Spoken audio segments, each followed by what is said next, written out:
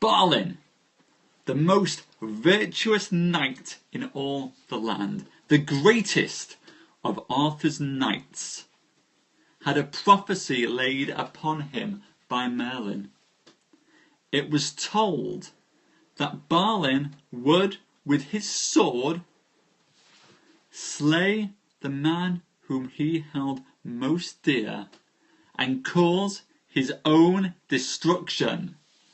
It was also prophesied by Merlin that Balin would strike a blow so terrible it would be greater than the blow which slew Christ upon the cross.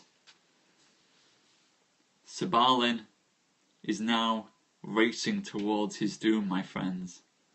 And whether or not he shall meet with Merlin's prophecy, we shall see. But an invisible knight has entered the realm, slaying a knight that Balin had himself taken under his protection. Balin has chased after this knight now with the lover of the knight whom was slain. Tonight we rejoin Balin's quest as he finally catches up with the knight named Garland. Oh, excellent deed, we're just about to start. And Balin finally manages to seek to avenge the death.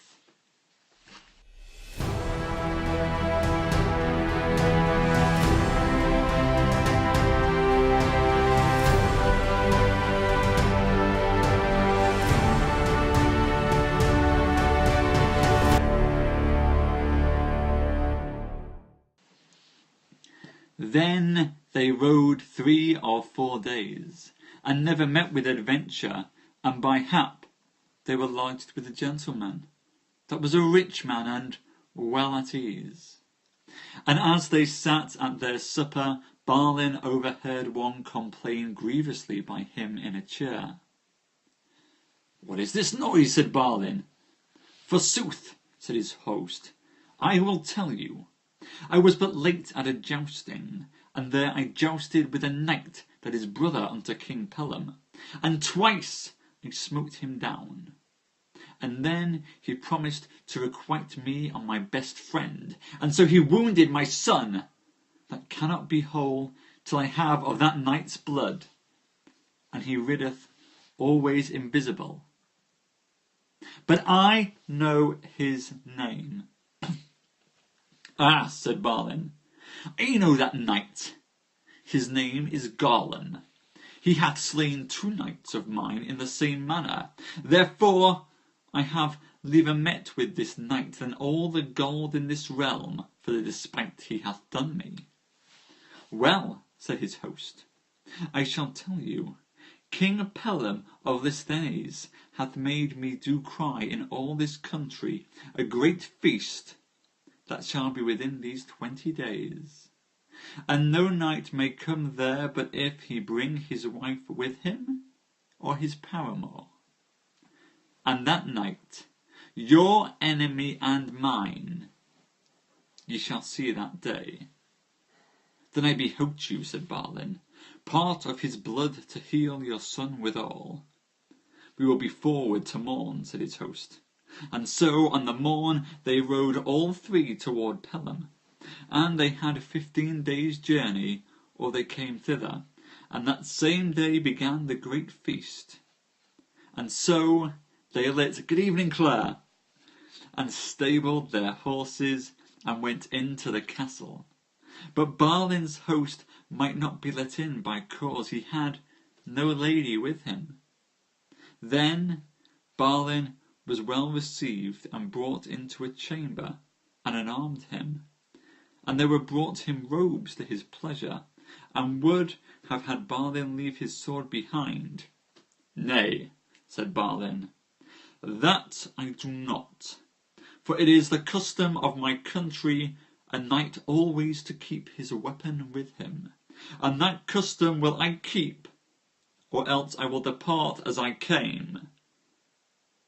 Then they gave him leave to wear his sword, and so he went unto the castle, and was set among knights of worship, and his lady afore him. Soon Balin asked the knight, "Is there not a knight in this court whose name is Garlon?"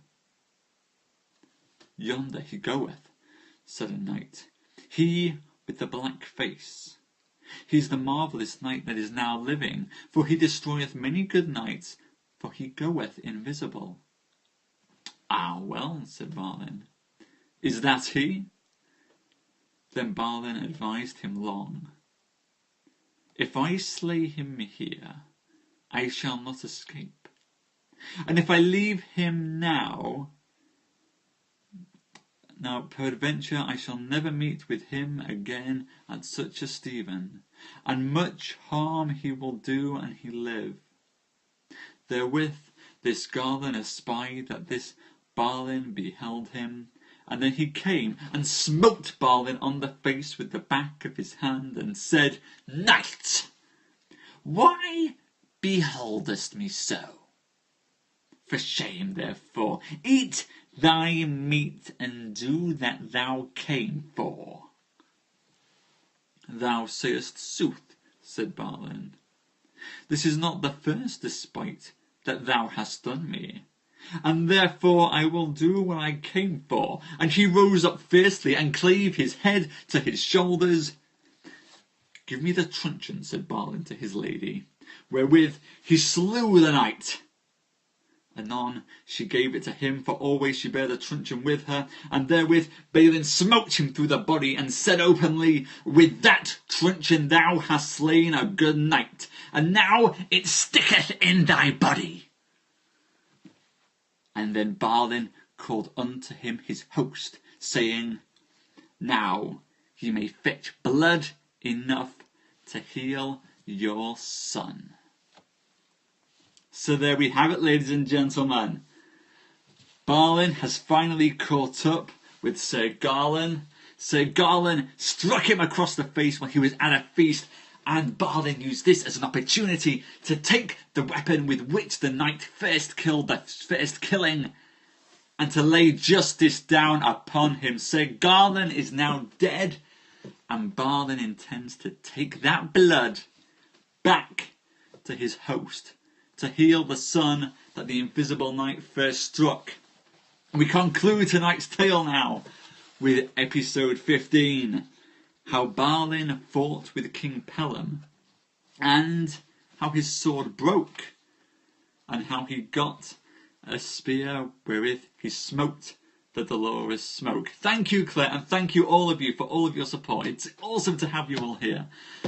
Very excited for getting into this next part of the tale. Anon all the knights arose from the table for to set on Balin. And King Pellam himself arose up fiercely and said, "Knight, hast thou slain my brother? Thou shalt die, therefore, or thou depart." "Well," said Balin, "do it yourself." "Yes," said King Pellam, "there shall be no man have ado with thee but myself, for the love of my brother." Then King Pellam caught in his hand a grim weapon, and smote eagerly at Balin. But Balin put the sword betwixt his head and the stroke, and therewith his sword burst in asunder. And when Balin was weaponless, he ran into a chamber for to seek some weapon. And so, from chamber to chamber, no weapon he could find, and always King Pellam after him. Then, at last, he entered into a chamber that was marvellously well dight and richly, and a bed arrayed with cloth of gold, the richest that might be thought, and one lying therein, and thereby stood a table of clean gold, with 4 pillars of silver that bare up the table, and upon that table stood a marvellous spear, strangely wrought. And when Balin saw that spear, he gat it in his hand, and turned him to King Pellam, and smote him passing sore with the spear. And King Balin fell down to the earth in a swoon, and therewith the castle roof and the walls broke, and fell to the earth. And Balin fell down so that he might not stir foot nor hand. And so the most part of the castle that was fallen down through that dolorous stroke lay upon Pellam and Balin 3 days. And there we have it, the end of tonight's reading, ladies and gentlemen. Balin, upon slaying the invisible knight, found his brother King Pellam rising up at the feast. Well, I'm glad you're enjoying it, Ollie, and I hope you come back again tomorrow, because we are racing now, literally racing towards the climax of this tale. Tomorrow night we will actually tell the end of this tale. Hi Darren, I didn't see you pop in there. Awesome to have you. Actually, we're not at the end. We'll do tomorrow and then Thursday. Thursday will be the end. But we are racing, and I'm glad you guys are all enjoying it. I think tonight was a lot of fun. Excellent, thank you. I think we were helped. There was some good chasing and some fighting and some real wholesome scenes here. So please, if you know folk who might enjoy a good tale of some fighting, please do share the replay with them, because I think they've really enjoyed this episode. Probably my favourite episode that I think we've done so far. A lot of energy in the room, which is awesome. Love you all for that. Great story as well, and I'm just really totally enjoying sharing all this with you.